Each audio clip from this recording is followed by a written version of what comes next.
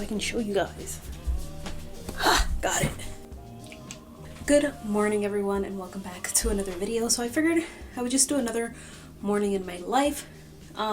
These are probably the easiest videos for me to film right now, and I personally like watching people just share how they're reading their Bible. I just ran up the stairs, if you're wondering why I'm out of breath, because I left my book downstairs. So let me take a minute to catch my breath. Well, I'm really out of breath. I personally enjoy watching people just share their time in God's Word, how they're reading, how they're studying, what notes they're taking, what are they using to study God's Word, what they're learning, books they're reading, studies they're doing, commentaries they're using. That is what I like. That's what I like to consume on YouTube. But yeah, so I don't know when this video is going up. Let me look at my schedule, because I do have somewhat of a schedule. So I'm trying to figure out when you guys would have seen this video, but in my last morning routine or morning in my life quiet time video, I shared that I got this new commentary. This is the parallel commentary on the New Testament, and it includes sermon notes and stuff from Charles Spurgeon, and then John Wesley and Matthew Henry commentary notes. So I just wanted to take this morning.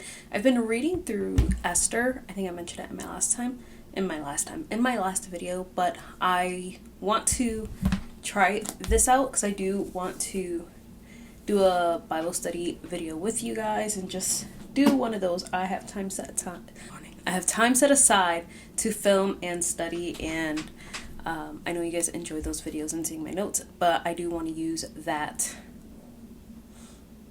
resource, so I want to use it before, so that way that's not my first time using it. And then I do plan on doing some reading, and I'll share the books that I've been reading because it's been a great week reading. Great week. I don't really know where I want to read this morning. It will be in the New Testament because maybe we go to maybe we read in Titus. I know I recently just put out my Titus recap maybe a month ago, so I'll leave that link somewhere here. But I figured since I have notes in my Bible, this would be a good book to kind of compare whether this commentary has anything new to say. If you have no idea about my recap videos, this is the book of Titus, and I just took notes with you guys and shared all my notes, everything that I learned, just what I was doing. So if you want to check out that video, definitely do so. I'm going to start here with this and just get into it, and then I will, we can continue chatting once I've gone through maybe the first chapter of Titus and see how we like this commentary.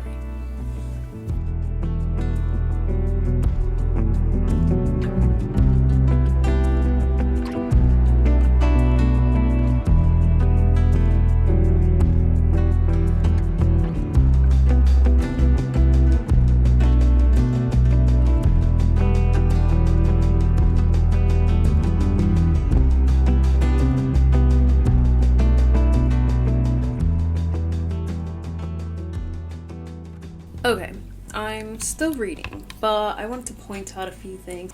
The book, when you open it, here on this left-hand side, you have the actual Bible verses in KJV. That's the translation this is in. So, KJV here, then in this column, you have John Wesley's commentary. Then, next page, you have Matthew Henry's commentary, and here you have Spurgeon's sermon notes. So these notes start from Titus 2:14, and it says what number sermon they are, when they were delivered, and where they were delivered. I do like that it has another Bible translation here, just so I can compare and see what different translations say. I'll put that there for now. Something I did notice is that in the KJV, for verse 2, so let me read it in ESV because that's what I normally read. It says, "In hope of eternal life with God who never lies." And then in the KJV it says, "with God who cannot lie." That cannot lie. So in the KJV it says cannot lie, which I think is also just another aspect, knowing that God never lies, but he can't lie too. So I think that's also something important to note. Also in verse 4, where it says, "Grace and peace from God the Father and Christ Jesus." The KJV also says grace and mercy and peace, I believe. It says grace, mercy, and peace. So I do want to eventually look in why the difference there, but I did make a note in my Bible that the KJV does include mercy. So that's the first things that I've noticed. I don't know if I've said this before, but I have read some of the Matthew Henry commentary. It's a free commentary online, and I believe there's an app for it. And I know the first time I went through the Bible, I had that app downloaded and I would just flip to that. So it was actually one of the first commentaries that I was actually using, not necessarily to deep study, but if I read something, especially in the Old Testament, if I wanted a clearer understanding, I would just do a quick read of some of it or specific verses. So I'm going to keep going. I'll probably read the rest of chapter 1 and then we shall see. Yeah, I'm going to read the rest of chapter 1 and then I will let you guys know what else I find. Hello. Alright, so far, it's alright. I don't think it's as in depth. Obviously, this is just from reading one chapter, one piece of this.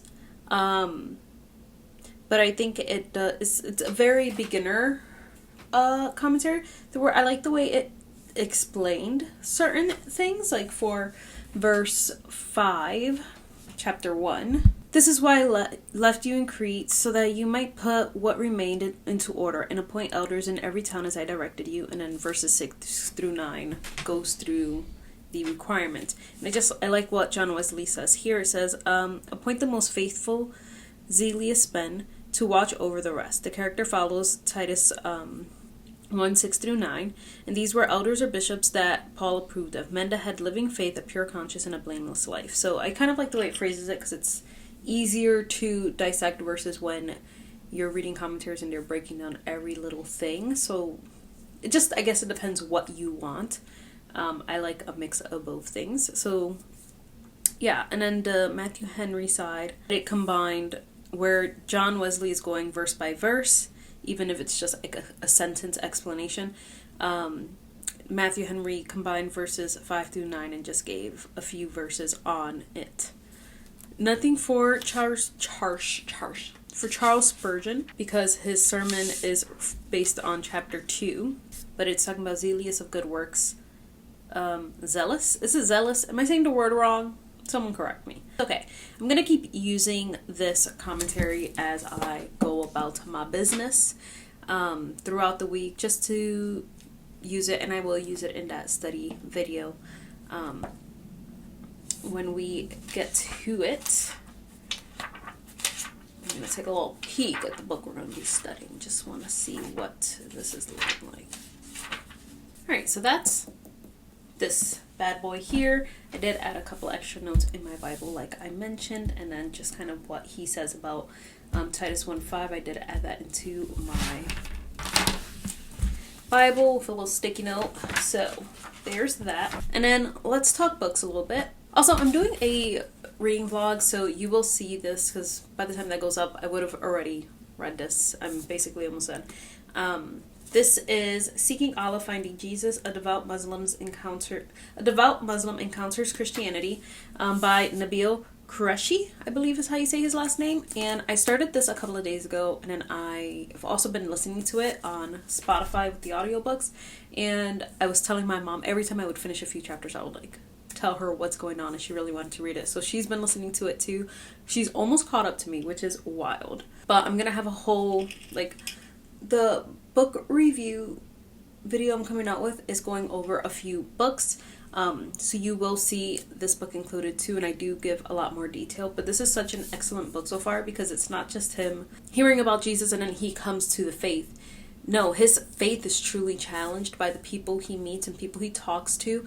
And kind of like Lee Strobel in The Case for Christ, he kind of sets out, after meeting certain people, to dismantle the fact that Jesus is claimed to be God, his deity, his death, and his resurrection. And then he does a deep dive in investigating those things, but also he decides to do the same thing for his religion. So looking into Muhammad and the Quran, and he truly believed what he believed. So it's just so interesting going through his life, and even listening to the audiobook. He is the narrator. He has since passed, but just hearing how he articulates and the way his brain processes information, and just the breakdowns and the way he just thinks up information, you can tell he was an intelligent man. And even his friend that he eventually makes that challenges his faith, you can tell he was also an intelligent man. And just how this goes about, God was really working through him since childhood to get to this point. And it's just so amazing how God works. And just, it honestly is making me think about how much do I truly know about not just the Bible, but about the things I say I believe, the historical facts, the way the Bible was put together, the way do I know the historical evidence into the Bible and into who Jesus is, and just all that stuff that's not necessarily taught on a day-to-day when you go to church or when you just open your Bible and read and learn of God. Like, do I know the historical aspects of my faith? Do I understand how it came together? Do I understand church history? Do I understand how the Bible was put together? Why it's so important that there are eyewitnesses to Jesus's resurrection and his death, and just all the different parts of it. It's really making me realize that, I don't know enough that I would want to know. It's not necessarily, I don't know. I think God has different purposes for everyone in their life, but I just feel like I should know more. So it's really just like igniting a fire in me to want to learn more about just my faith and why I believe what I believe. So that is this. So I am going to read some of this morning, and I'm also going to continue reading in here. This is Respectable Sins by Jerry Bridges, and this is a study that I am doing along with some other ladies at church, and I need to answer the questions for when we meet this week. But I also want to get a little more ahead, so that way I'm always just a little ahead, because I know there's going to be weeks where I either have to miss or just things happen, so I don't want to fall behind. And then once we're done with this book, because we're almost halfway, we're getting into it, we're going to be doing The Pursuit of Holiness by Jerry Bridges, and then The Practice of Godliness by Jerry Bridges. So we're doing a whole Jerry Bridges study. Super exciting. I have a bunch of books on my Amazon list that I want to buy. Books that you guys have recommended, books that, just from seeing what other people are reading online and stuff that I want to read, books that I want to read in order to grow more of my faith. So I do want to eventually get those, but I'm trying not to do this thing where I just buy a bunch of books and hoard them and then not read them. But I'm also trying to make a bigger effort at reading more faith books than fiction books and romance books and stuff, because, you gotta have more balance. And, last month I read 22 books. One book out of that whole thing was a Christian faith book.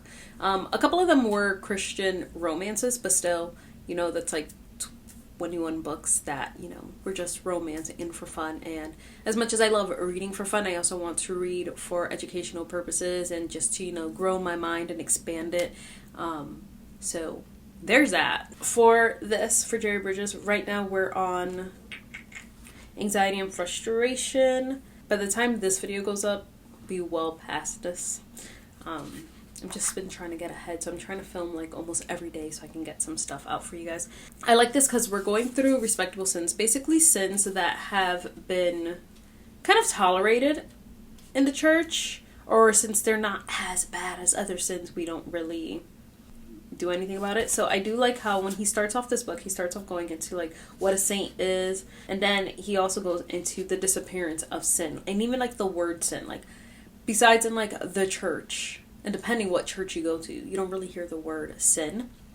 So he just says like how sin virtually disappeared from our culture, and then he just also calls out Christians. He says, but on the whole we appear to be more concerned about the sins of society than we are of the sins of saints. But God has not given us authority to establish values for different sins. And that really got me. He says, the truth is, all sin is serious because all sin is breaking All sin is a breaking of God's law. Sin is lawlessness. 1 John 3:4. So I like that, and we've gone over the sins of ungodliness and unthankfulness, and now we're on to anxiety, frustration, and discontentment, which is what we're doing now. And yeah, it's kicking my butt. It's just, when you pray for God to just kind of search you and to reveal the things that he wants you to work out in your life, sin issues and stuff like that, this book is kicking my butt, because I'm like, God, I can only work on one thing at a time. And he's like, here's this, and this, work on it all. So we're working on that. So I'm going to read a little bit, and then we can chat, I guess. The morning's coming to an end. It's been nice to kind of get back on some sort of routine. So yeah, let me read I'm going to read this first. I'll probably read this a little bit later. It's my fun book right now. And I will chat with you after.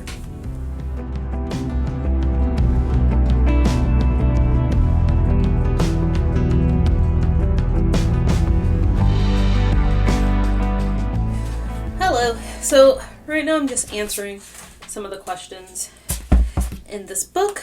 Regarding this, we're talking about anxiety and frustration, and one of the verses that they mention is Mark 9:23-24, and just saying how anxiety and frustration is just having unbelief in God and what he's going to do. Frustration usually involves being upset or even angry at whatever or whoever is blocking our plans. This type of reaction has its roots in ungodliness. For at that time I'm living as God is not involved in my life or my circumstances. I fail to recognize the invisible hand of God behind whatever is triggering my frustration. And then he also just talks about there's a vast difference between stubborn unbelief, such as demonstrated by the people of Jesus' hometown in Nazareth, and the struggling faith of the Son's Father, which is talked about in Mark. God honors our struggles, and the Holy Spirit will help us. The important issue is that we seek to honor God through our faith, even though weak and faltering, rather than dishonoring him through rank unbelief. So, I was going to talk about what Spurgeon says. He says, as long as thou continuest in unbelief, thou continuest in sin, and art increasing thy sin. Therefore it demandeth of thee faith, and faith now. For this is God's time, and the time which holiness must be demanded of a sinner. So, just want to leave you all there, because that's what I'm writing down in my notes here and just in my answers. I hope you guys enjoyed just a little peek into my morning, my quiet time, and just what I'm doing. And yeah, that's pretty much it. I will see you guys in my next one.